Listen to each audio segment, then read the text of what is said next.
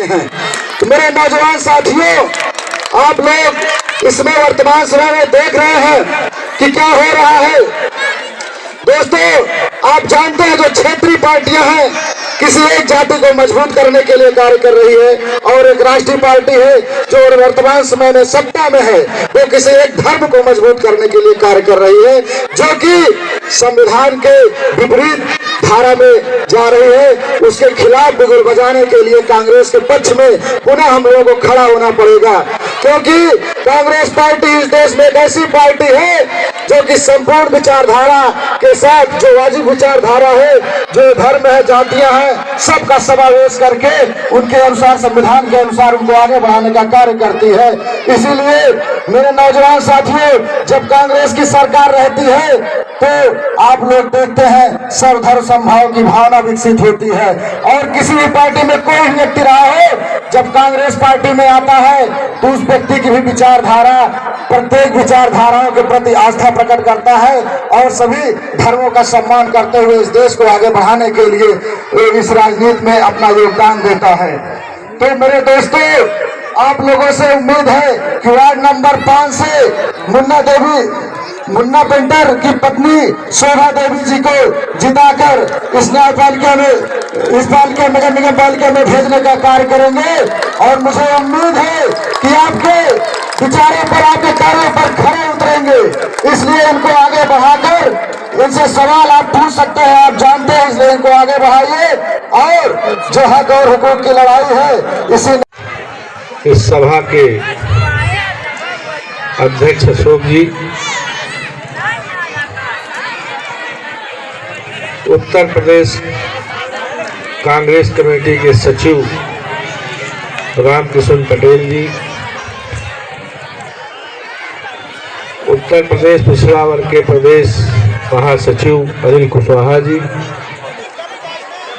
शहर कांग्रेस कमेटी के उपाध्यक्ष मोहम्मद असलम जी, मनोज पटेल जी, नसीम हाशमी जी,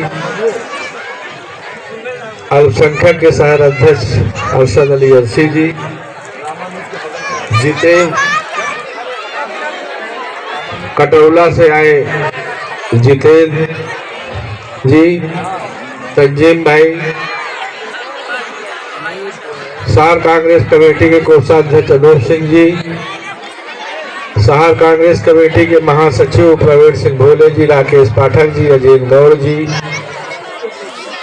और ब्लॉक अध्यक्ष रहे भगवतपुर के नफीस भाई, नफीस अहमद जी, रियाज भाई, आसिफ वकार मुन्ना जी, मोहम्मद अजमल राजू जी, और यहाँ पर उपस्थित माताएं, बहनें, साथियों, नगर निगम का चुनाव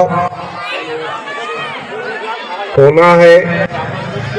पीपल गांव वार्ड पहली बार नया वार्ड बना है। के अध्यक्ष भाई प्रदीप अंशुमन जी का हम स्वागत अभिनंदन करते हैं।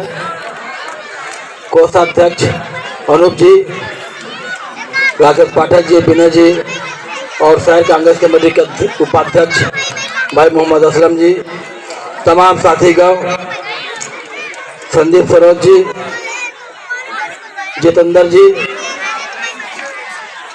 मनोज पटेल जी जो आईसीसी के कोऑर्डिनेटर रहे हैं और अभी गुजरात चुनाव में बड़ी मेहनत किया है, मैं उनका भी स्वागत अभिनंदन करता हूं।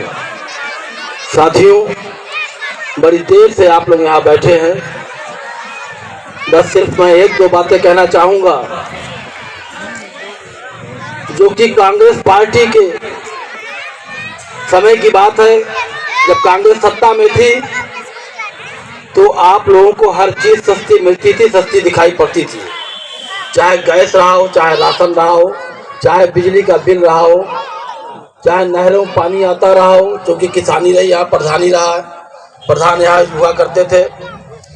लेकिन आज जब से आप लोगों ने भारतीय जनता पार्टी को वोट देने का काम किया, तब से महंगाई आपके घरों में जाकर के बैठ गई है और वो निकलने का नाम नहीं ले रही मित्रों। तो अब एक समय ऐसा आ गया है कि आपको भारतीय जनता पार्टी के यहाँ के जो भी नुमाइंदगी करने वाले लोग आए, जो लोग वोट मांगने आए उनसे सिर्फ एक बात कहना आप कर लो। मेरी यहाँ माताएं बहनें बैठी हुई हैं, वो पूछ ले कि जो गैस 8 साल पहले 300 रुपए का मिलता था, 350 रुपए का, आज वो 1100 रुपए और 1200 रुपए में क्यों मिल रहा है? जो नलों का पानी, बिजली का पानी, जो बिजली का बिल जो आया करता था, आज उसका रेट इतना महंगा क्यों हो गया है? इसके बारे में आप पूछ लीजिएगा। देखिए, कांग्रेस पार्टी ने फ्री तो नहीं दिया, लेकिन कांग्रेस पार्टी ने सबका समाधान करने के लिए एक नीति जो बनाई थी, जो सबको समान विचारधारा देख करके सबको समान देती थी, सब में सामंजस्य बनाती थी। और रही बात, अभी मनोज जी ने कहा था कि राजीव गांधी जी ने पंचायती राज योजना ला करके महिलाओं को आगे बढ़ाने का काम किया था। पंचायती राज में चाहे प्रधान का चुनाव हो, चाहे नगर निगम का चुनाव हो, वहां महिलाओं को आगे करने का काम किया था। यदि अगर राजीव गांधी जी ने पंचायती चुनाव योजना ना लाई होती तो आज ये शोभा देवी आपके बीच में चुनाव लड़ने के लिए नहीं आती। सामने बैठे पिता तुल्य बुजुर्गों, माताओं, बहनों, बच्चों, नौजवान साथियों, मैं आप सबका हार्दिक स्वागत अभिनंदन करता हूं कि आप अपने नेता के चयन के लिए, हो रही बातों को सुनने के लिए, समझने के लिए यहाँ पर इकट्ठे हुए। मैं आप सबका हार्दिक स्वागत अभिनंदन करते हुए सिर्फ इतने कहना चाहूंगा, हमारे तमाम साथियों ने तमाम बातें बताई। आज आप अपने नेता का चुनाव करने जा रहे हैं, सभासद का चुनाव करने जा रहे हैं। सम्मानित साथियों,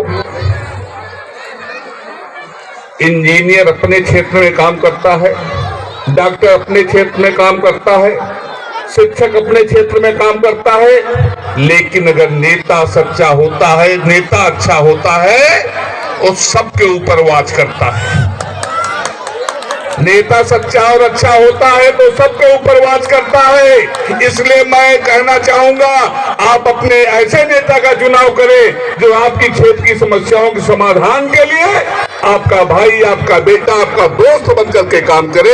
ऐसी स्थिति आज यहाँ उपस्थित लोगों की भीड़, उनका समर्थन देखते हुए ऐसा महसूस होता है कि मुन्ना भाई ने क्षेत्र में जनता के प्रति जो अपना योगदान दिया है, उसी का परिणाम है कि आज पंडाल भरा हुआ तमाम साथी लोग मुन्ना भाई के समर्थन में आए हुए हैं। मैं पुनः संक्षेप में इतना कहते हुए अपनी बारी को खत्म करना चाहूंगा कि कांग्रेस पार्टी ने आपको भूमि अधिग्रहण बिल का अधिकार दिया, खाद्य सुरक्षा बिल दिया, शिक्षा का अधिकार दिया, जन सूचना का अधिकार दिया, ऐसे तमाम चीजें दिए। लेकिन वर्तमान में जिसकी सरकार है, उन्होंने क्या कहा कि मैं काला धन लाऊंगा, मैं सबके खाते में हर व्यक्ति को 15-15 लाख दूंगा।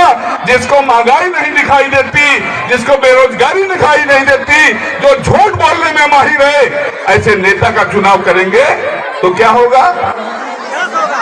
संक्षेप में समझिए, जब आपका बेटा, आपका भाई, आपके परिवार का कोई सदस्य झूठ बोलता है तो अच्छा लगता है?